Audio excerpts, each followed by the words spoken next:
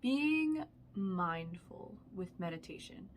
I first got into meditation with Headspace, and they had that like free thing that you could watch. Well, free if you have Netflix. I was gonna say free thing that you could watch on Netflix. But that like it had a few different episodes and you could watch, and it was like guided meditations. But one of their techniques that I find to be super helpful is just noticing whenever you sit down and when you stand up. And at first this seems like an easy task, but it's actually really not. Like, it's one of those tasks that we just do on complete autopilot.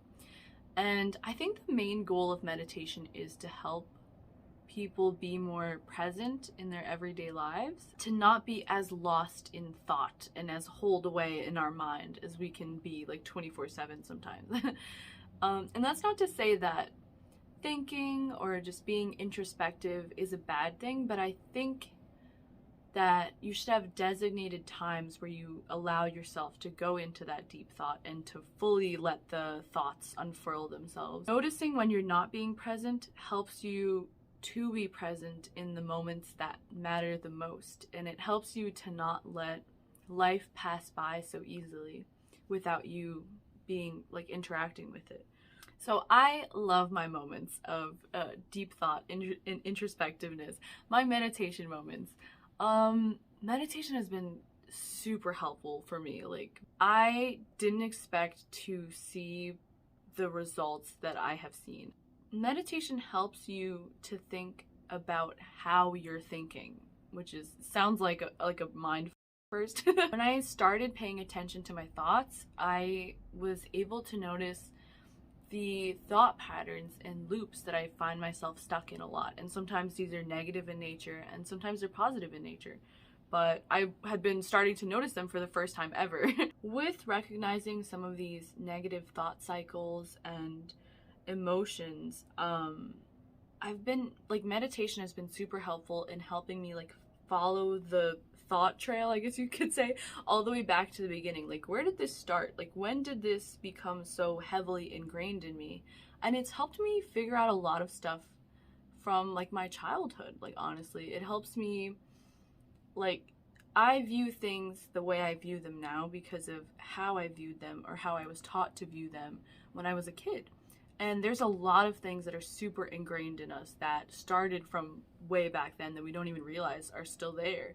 And connecting these dots has really helped me to understand myself more and understand the way I think more, which in turn helps me to release judgments I make on myself and to have more compassion towards myself. Before I started meditating, I didn't even realize how much of myself there was to explore and how much I had yet to explore.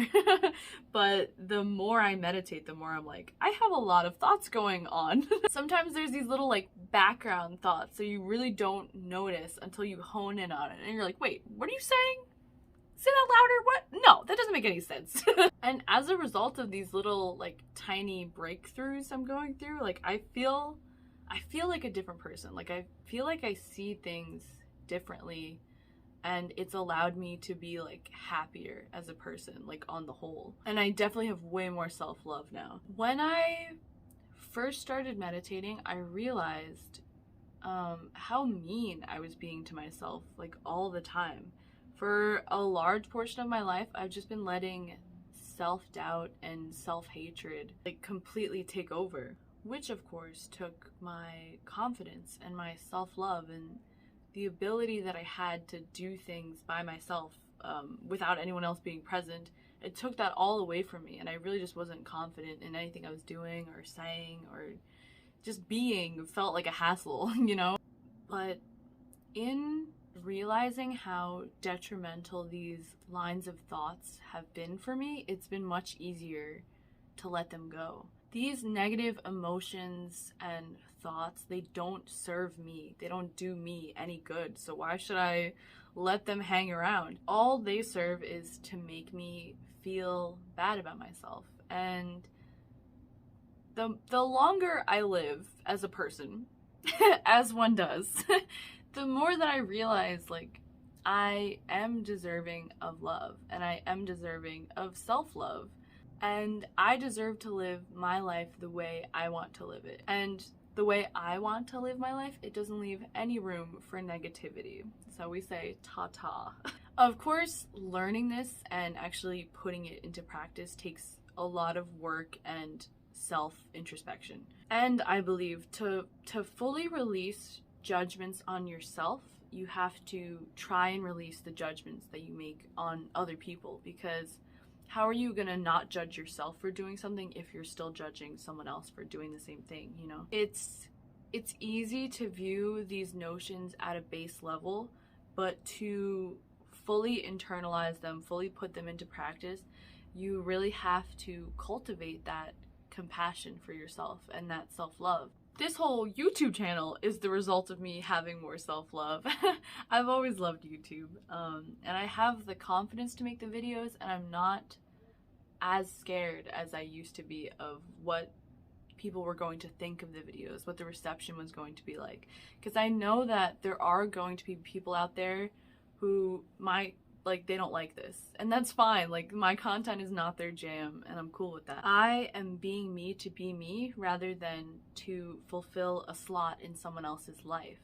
I never used to just live for myself. One lesson that I've been learning that has been very hard to learn is that other people's happiness is not your responsibility.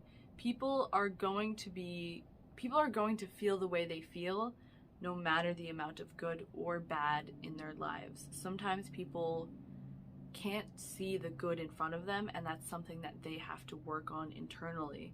That's been especially hard for me because I am a people pleaser. So, but that one is true. Like, you can't do a lot for someone else's mental health.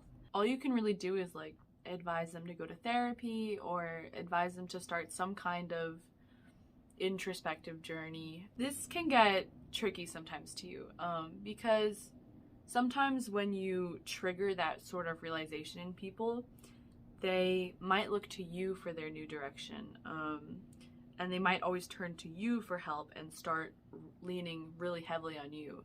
And that's up to you to realize how much support you can really offer them. If you were already feeling low, then having to support two heavy mental health burdens will just make you both fall. So in this kind of circumstance, like, set your boundaries, remind them that you can only help them so much, and advise them to go see a medical professional, because I've gotten caught in that kind of loop before, and it can be really difficult. So that's all I really have to say today. Those are just some discoveries and things I've learned so far on my meditation journey, I guess you could say. I definitely have more thoughts on this topic, so I probably will make a part 2. I just can't, I see them, but I can't grasp them. So I probably will make a part 2 on this. So keep your eyes out for that. I wish you the best on your mental health journey, and I hope you tune into another Self-Discovery Sunday. Bye!